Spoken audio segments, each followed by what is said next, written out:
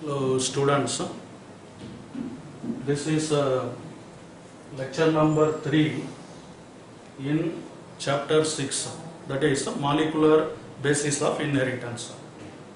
In the previous lecture I was telling you about nucleoside and nucleotide we have been seeing. Nucleosides I told you. Similarly, I told you about nucleotides also. You may recall the difference between nucleoside and nucleotide. When a sugar molecule combines with a nitrogenous base, it will be called as a nucleoside actually.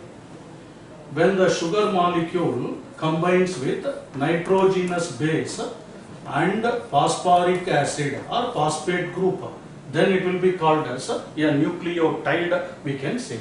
So a nucleotide is made up of one sugar molecule, one nitrogenous base and one phosphoric acid. In the previous class I was giving you examples for nucleosides also. What are the nucleosides found in the case of RNA? Let us recall here. Nucleosides of RNA and nucleosides of DNA we have to remember, so that competitive exams any question can be asked based on this nucleoside and nucleotide, so you can be able to answer that one. RNA nucleosides are called as adenosine, we can say here, adenosine, where ribose sugar plus adenine base will be present. Second type of RNA nucleoside is called as guanosine, remember. Ribose sugar plus guanine. Okay, this is ribose sugar, we can say. Ribose sugar plus guanine will be called guanosine, it can be called. Cytidine we are telling. Remember, it is not cytosine, it is cytidine. Where ribose sugar plus cytosine will be called cytidine, remember this point. In addition to that, in RNA, uridine will be present. There is no thymidine. Only uridine will be present. Ribose sugar plus uracil will be called as uridine. Same nucleoside in DNA, we will use a prefix called deoxyribose adenosine, like that. So, if I write D-adenosine, then it indicates it is the nucleoside of DNA. Simple adenosine refers to RNA nucleoside, D-adenosine refers to DNA nucleoside. D-guanosine, deoxyguanosine can be a nucleoside of this DNA, it can be called. Similarly, there will be D-cytidine also, and D-uridine will not be present here. In DNA, we will come across thymine only. So, D-thymidine, it can be called. Remember, thymidine refers to deoxyribose sugar plus thymine, it can be called. Suppose there can be a question like this. Among the following nucleosides, which can be found only in DNA, like that, it can be asked. They may give this 3 and this one they will be giving.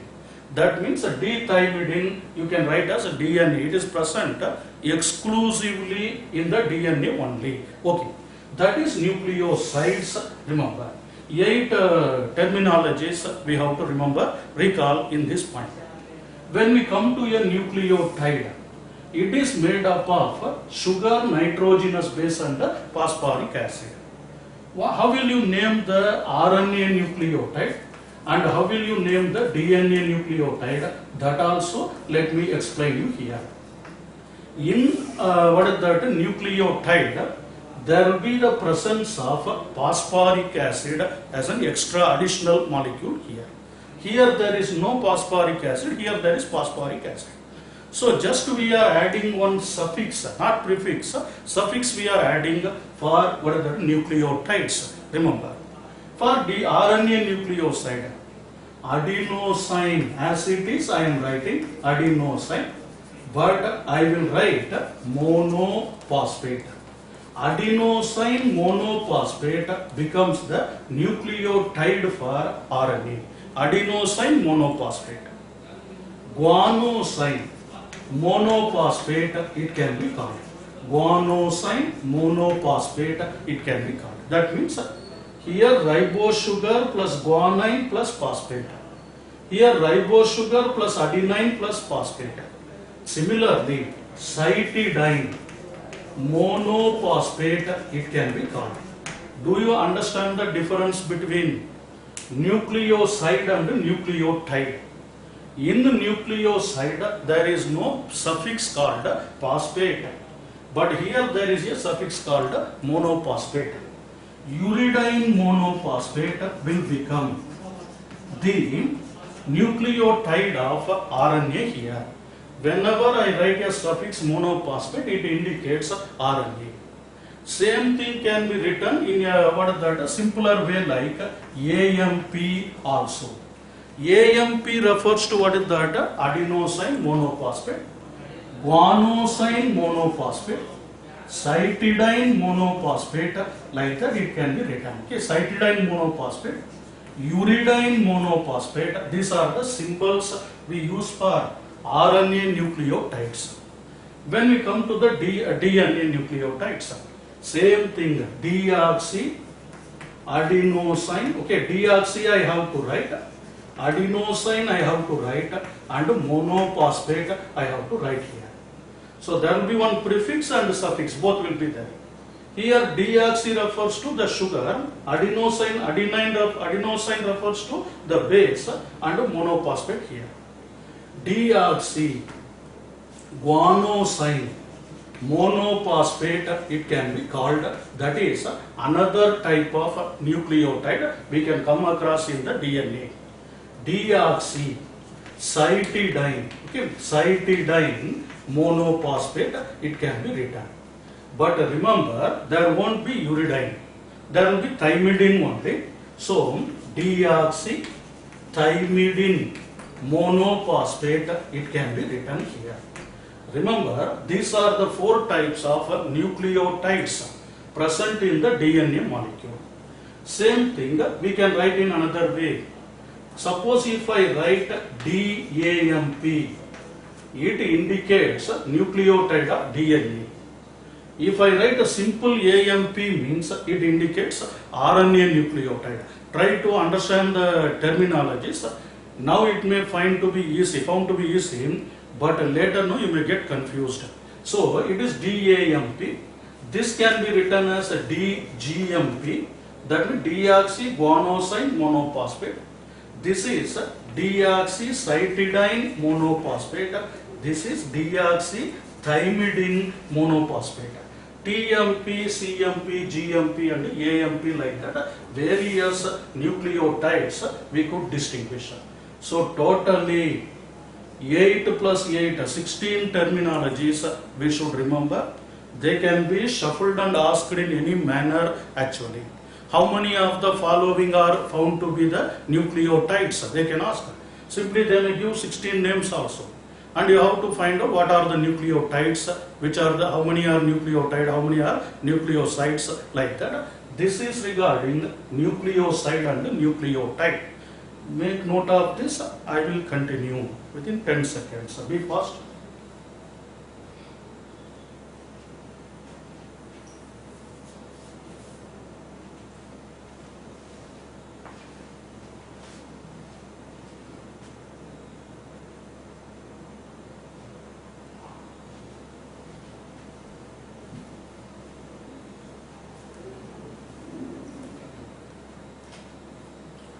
Okay, students, I told you about nucleoside and nucleotide also. Let us see now about construction of a nucleotide chain. We have to see. Basic points I am telling here. In the previous lecture, I told you how to construct a nucleotide, single nucleotide. You may recall, a nucleotide will be containing a sugar molecule which is the basic centrally located structure. To the first carbon atom of the sugar molecule, nitrogenous base will be present. If the nitrogenous base is a purine, purine is a double ringed structure, you may recall, and the ninth carbon atom of the purine will combine with the first carbon atom of the sugar. What is the name of the bond formed here? N-glycosidic bond, it is called N-glycosidic bond. Similarly, we can come across phosphate also here. With the fifth carbon atom of the sugar molecule, phosphate group will be added. Now we are getting a nucleotide. Listen here.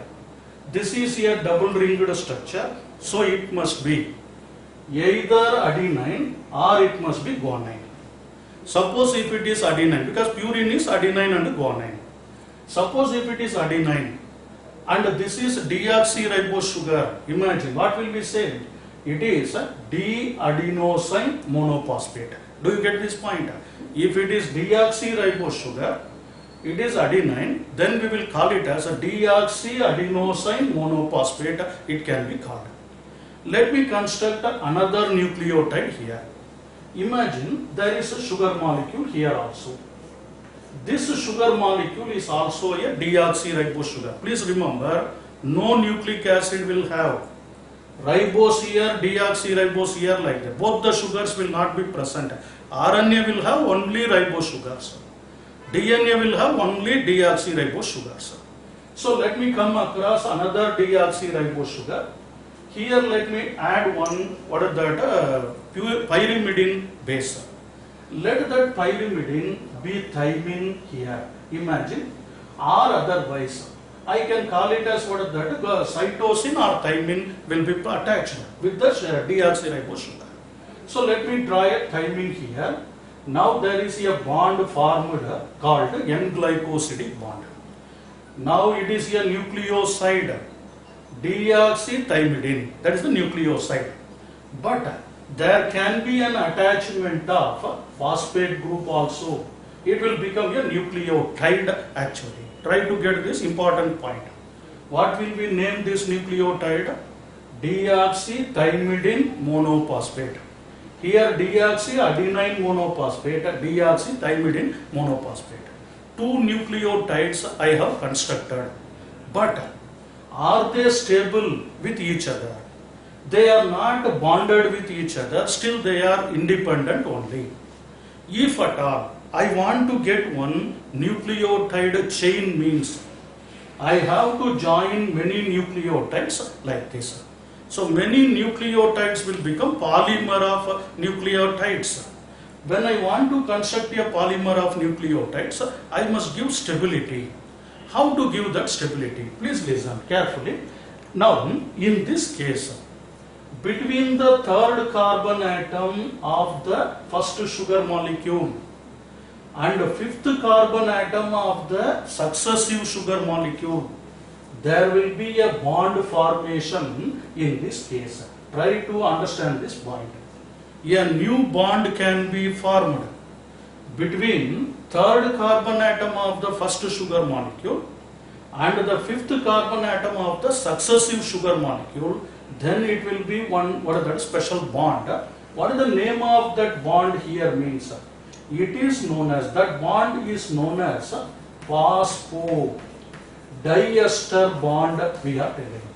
This bond is called as phosphodiester bond. Already we have seen two more bonds in a nucleotide. This bond, where sugar and nitrogenous base are attached, this is called as N-glycosidic bond, you may recall. This bond is called N-glycosidic bond, whereas this is called phosphodiester bond. Then what is the name of the bond present between phosphate and sugar molecule? That fifth bond is there, What is the name of that bond here means? Between phosphate and sugar molecule, there is phosphoester bond is present. Remember, three types of bonds are required for the formation of a nucleotide chain actually. two types of bonds are required for the formation of one nucleotide. What are the basic bonds? N-glycosidic bond and phosphoester bond. What is the third bond? Phosphodiester bond. What is the function of phosphodiester bond? It gives stability for a polynucleotide chain, I can say. Dear students, remember I have joined two nucleotides now. One is deoxyadenosine monophosphate, another one is deoxythymidine monophosphate. I have joined them. By means of which bond? Phosphodiester bond. Such a molecule having two nucleotides can be known as a dinucleotide group, it can be called. This is a dinucleotide group. Remember, why it is dinucleotide? Two nucleotides are there. Okay. I can make it as a trinucleotide, tetranucleotide also. Remember now, I can construct a chain, polynucleotide chain by this manner. Imagine that I can draw another sugar molecule here, and with the first carbon atom, I can add one nitrogenous base. Let us imagine that nitrogenous base is here, guanine. Okay, G I am putting here. And here I can put one phosphoric acid. You may recall phosphoric acid will be always attached to the fifth carbon atom, and nitrogenous base will be always attached with the first carbon atom. Now, for getting stability between these two, I will draw a phosphodiester bond here. Where is phosphodiester bond formed?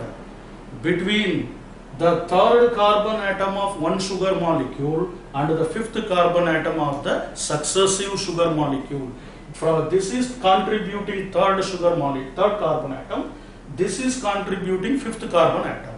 So between the third and fifth carbon atom, there will be bond formation. Can I draw another nucleotide also? This is the sugar. Let me draw another nucleotide also. Like this. Here another deoxyribose sugar. I can draw another, what is that, pyrimidine or purine also I can draw. There is no need that always there should be one purine, one pyrimidine like that. There can be anything.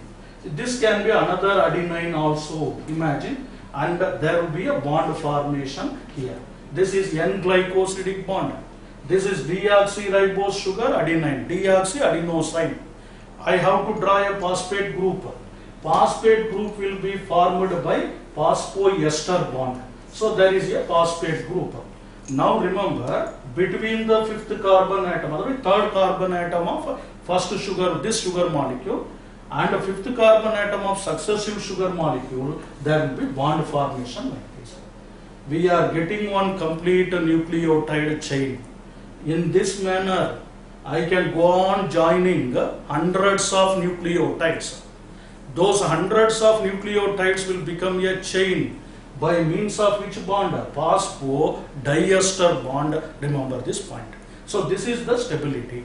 Now recall one point. Recall one important point here. A sugar molecule present in the nucleotide is having 5 carbon atoms like this. Out of 5 carbon atoms, all of them are utilized. All the 5 carbon atoms are utilized efficiently for the construction of a nucleotide chain. How is it? First carbon atom will be used for joining with nitrogenous base. Second carbon atom will determine whether it should be ribose sugar or a deoxyribose sugar. In the second carbon atom, if there is OH group, it is ribose sugar.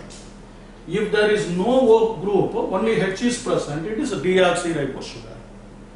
Third carbon atom is required for the formation of phosphodiester bond. Is it or not? Fourth carbon atom will be giving stability for this pentose ring.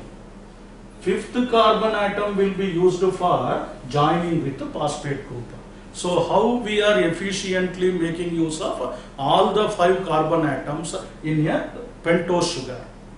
First carbon atom combines with the nitrogenous base. Second carbon atom determines whether it is ribose or deoxyribose sugar.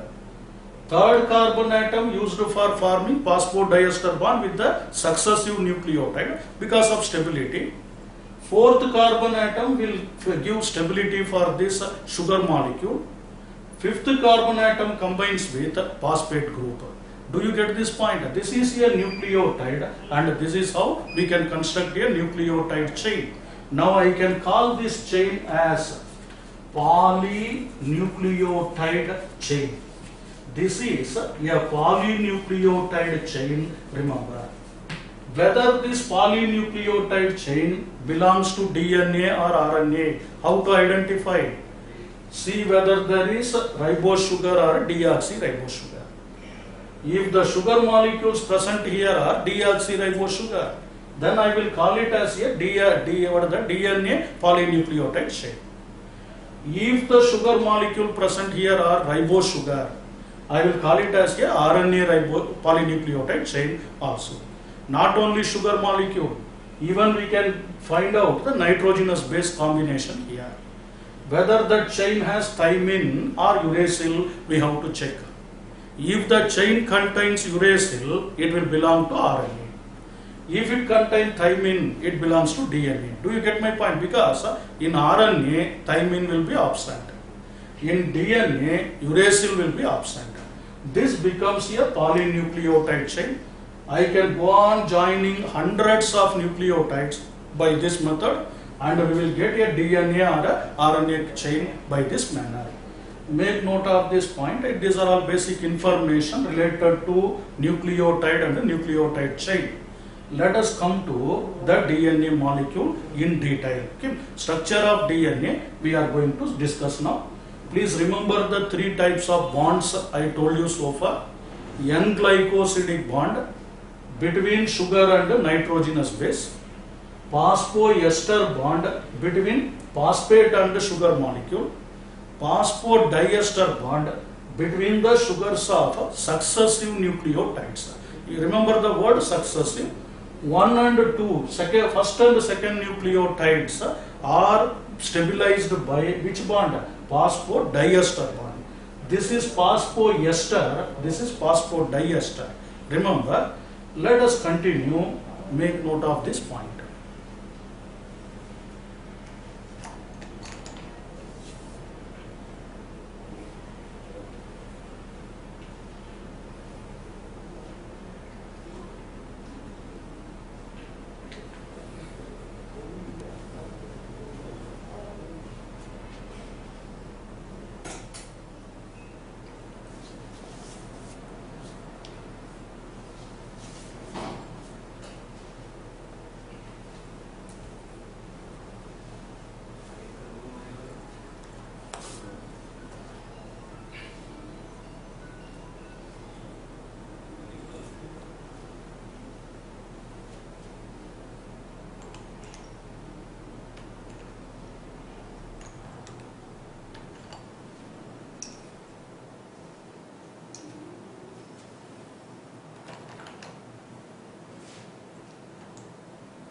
Okay, students, let me go to the next aspect of this lesson. There are 10 subtopics we have seen. The first subtopic we will just concentrate here. Related points I told you so far. The first one is, the first subtopic is about the DNA molecule.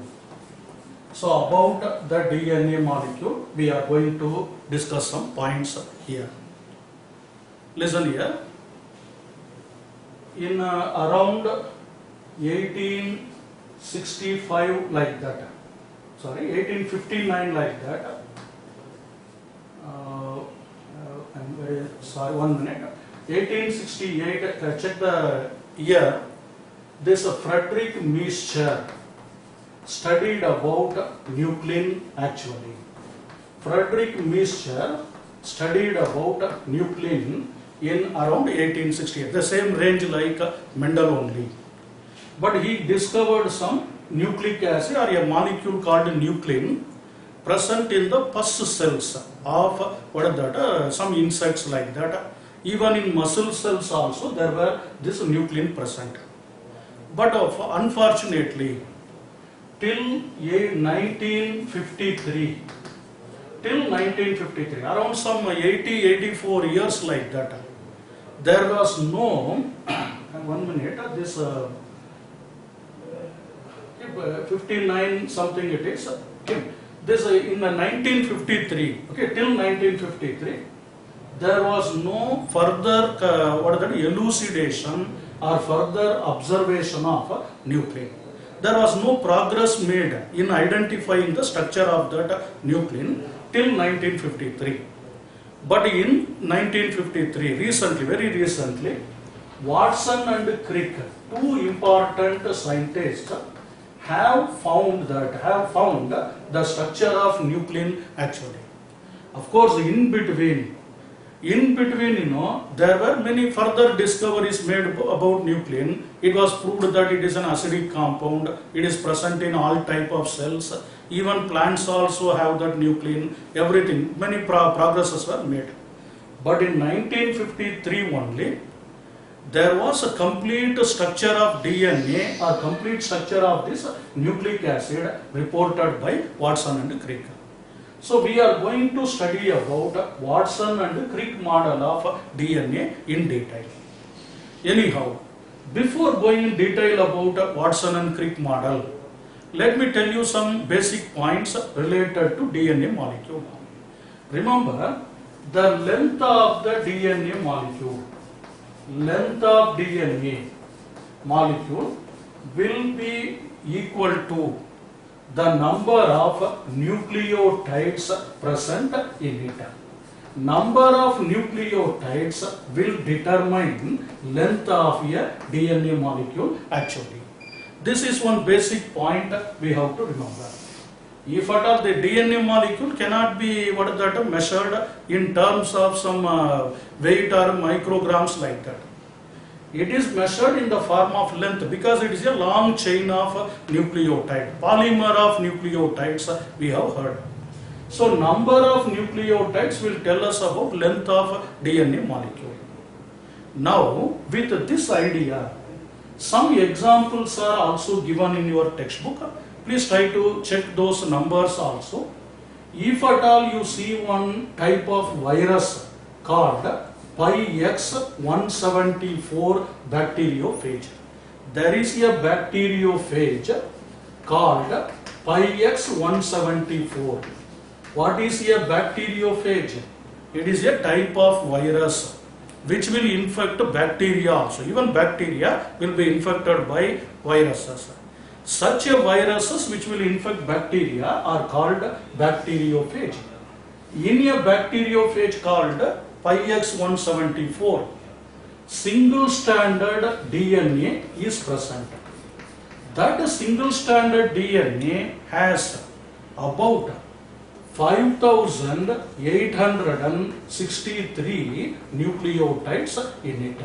It will have 5,683 nucleotides only.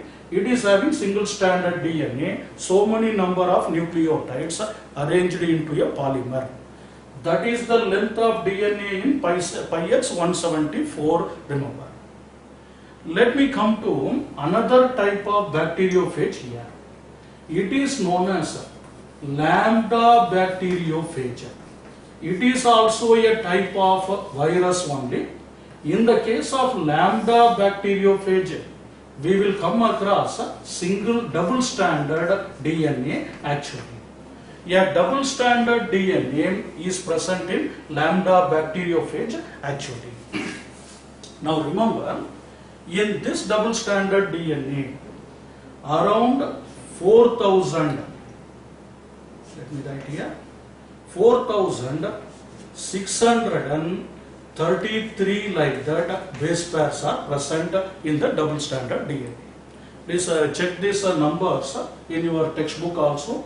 Lambda bacteriophage has got base pairs. Why I am using the base pairs here means it is a double-stranded DNA. About the structure of the double-stranded DNA only we are going to study later. When we come to another organism, third kind of organism, like E. coli. Escherichia coli is not a virus, it is a bacteria. In that bacteria also double stranded DNA is present. But this double stranded DNA in E. coli bacterium will have around 4.6 into 10 to the power 6 base pairs in it actually. So many higher number of nucleotides are present, 10 to the power 6 base pairs are present in E. coli bacterium. Of course, bacteria is a prokaryotic cell. There is no well-defined chromosome and nuclear membrane at all. But a double-stranded DNA, genopore, you might have heard. That a genopore or nucleoid will have this many number of base pairs in it. So among the three, which is having lengthier DNA, that is E. coli bacterium. When we come to human beings, listen here. In human beings, we have 46 number of chromosomes, but our haploid set, if you understand me, that is only 23 number of chromosomes I am telling. In human beings, haploid set of chromosomes will be having 3.3 into 10 to the power 9 base pairs as the number of nucleotides here. We are still having higher number of nucleotides, that too in haploid set only. Haploid set is how much? 23. In 23 chromosomes, we have 3.3 into 10 to the power 9 base pairs. So this is the length of DNA. One basic introduction I am giving you here. Length of DNA depends upon what? Number of nucleotides. In the case of bacteriophages, there will be either single or base pairs can be present, depending upon the nature of DNA. If they have single-stranded DNA, only nucleotides, we have to count. If they have double-stranded DNA, we have to count the base pairs. And in the case of E. coli double-stranded, of course, human beings also have double-stranded DNA. So in all these things, I told you the number of base pairs, which may be asked in one more question like that. Just make note this, we will come to Watson and Crick model.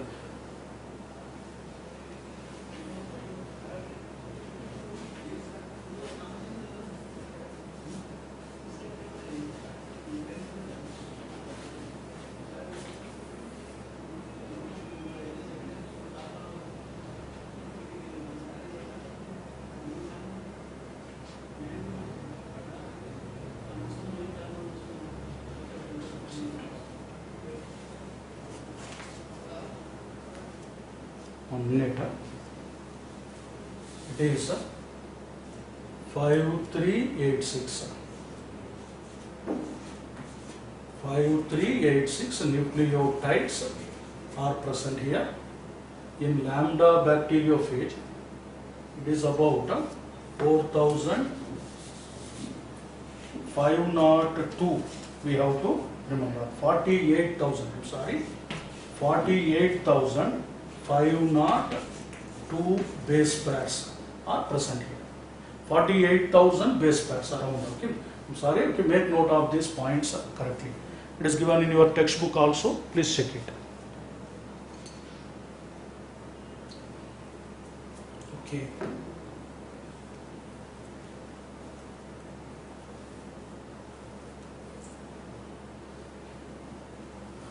Students,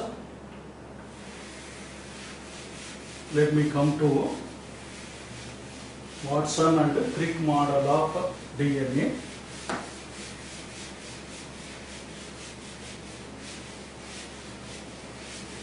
Before going in detail about Watson and Crick, let us see some basic aspects related to this one.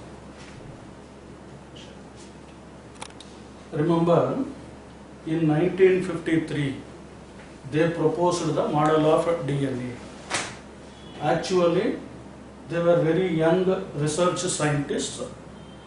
They did not do any experiment on DNA molecule, but they proposed the model of DNA structure. that DNA structure model proposed by Watson and Crick is known as double helix model. It can be called. It is called double helix model. Why they proposed double helix model? On what basis they proposed this model? We are going to discuss here.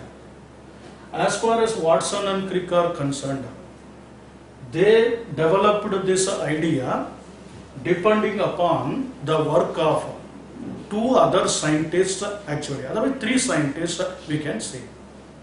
There were one group of a pair of scientists named Morris Wilkins. We have to remember, okay? Morris Wilkins, and another scientist namely Rosalind Franklin, we can say. This Franklin and Wilkins, they did one experiment on DNA molecule first. Even before Watson and Crick, Wilkins and Franklin have did some experiment on the DNA molecule.